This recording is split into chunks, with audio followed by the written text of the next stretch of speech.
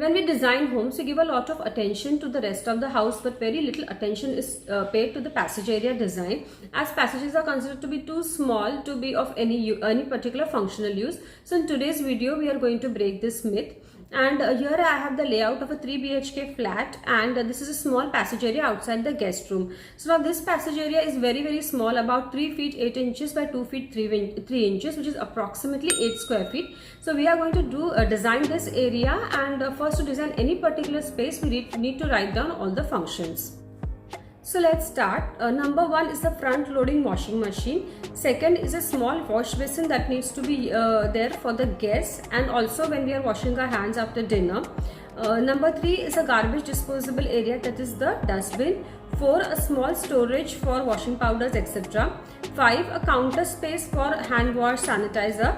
6, extra open display for storage artifacts, plants, etc. 7 is a loft, and 8, we need a mirror and towel rod for napkin, etc. So that is a lot, isn't it, to design or accommodate in such a small space.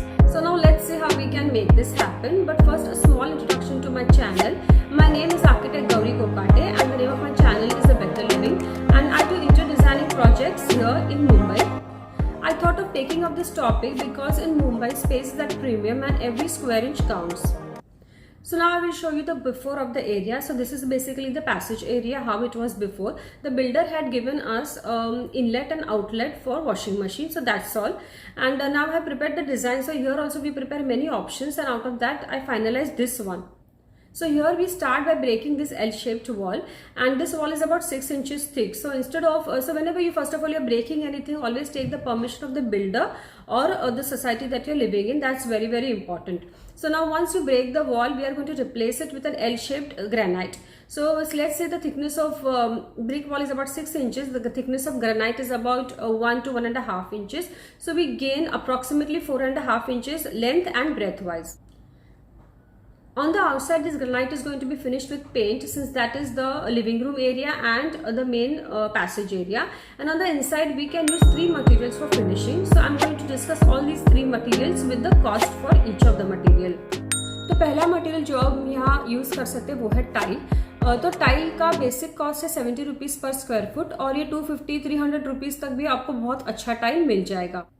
लेकिन tile का problem सिर्फ ये है कि इसमें जो है joints बहुत सारे दिखते हैं, और क्योंकि यहाँ पे जैसे मैंने आपको डिजाइन में दिखा रही हूँ बहुत सारे एजेस है, तो वहाँ पे टाइल का फिनिशिंग इतना अच्छा नहीं आता, इसलिए हमने टाइल का जो है उसको रिजेक्ट कर दिया. अब सेकंड ऑप्शन इसमें है ग्रेनाइट. तो ग्रेनाइट बहुत इकोनॉमिकल मटेरियल है, बहुत स्टर्डी भी है, टफ है, और उसका प्राइसिंग लगभग 250 रुपीज से स्टार्ट होता है अच्छा वाला ग्रेनाइट, और वो भी 300-350 तक आपको अलग अलग टाइप का ग्रेनाइट मिल जाएगा. लेकिन ग्रेनाइट में मोस्टली डार्क कलर्स होते हैं, और जो लाइट कलर्स होते हैं ना वो भी थोड़ा सा उसमें मडी लुक होता है.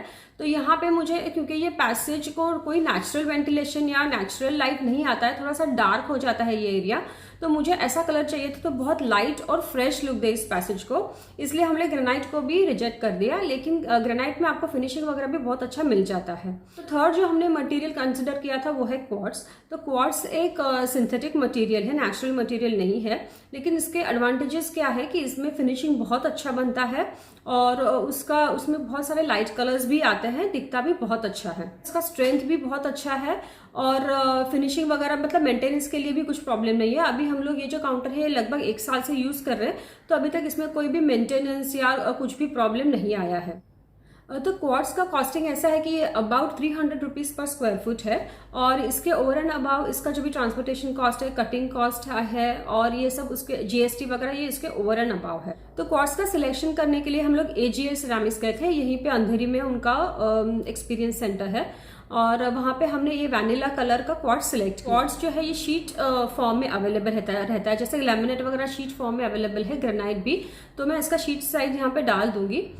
सो वी टुक जस्ट 1 शीट, और हमने क्या किया कि जो बड़े पीसेस हैं जैसे काउंटर के पीसेस और वॉल क्लैडिंग वाले पीसेस कट करा के लिए, और जो बाकी का जो क्वार्ट्स बचता है उसमें से हमने जो पट्टियां थी उसमें हमने उनका बैंड्स वगैरह जो भी था उसमें से बना लिया. और काउंटर के नीचे जो भी जगह थी जैसे कि वॉशिंग मशीन वगैरह के पीछे, तो वहाँ पे हमने प्लेन व्हाइट कलर का टाइल डाल दिया. तो इस तरीके से हमने इकोनॉमिकली इस शीट को यूज किया पूरी तरह.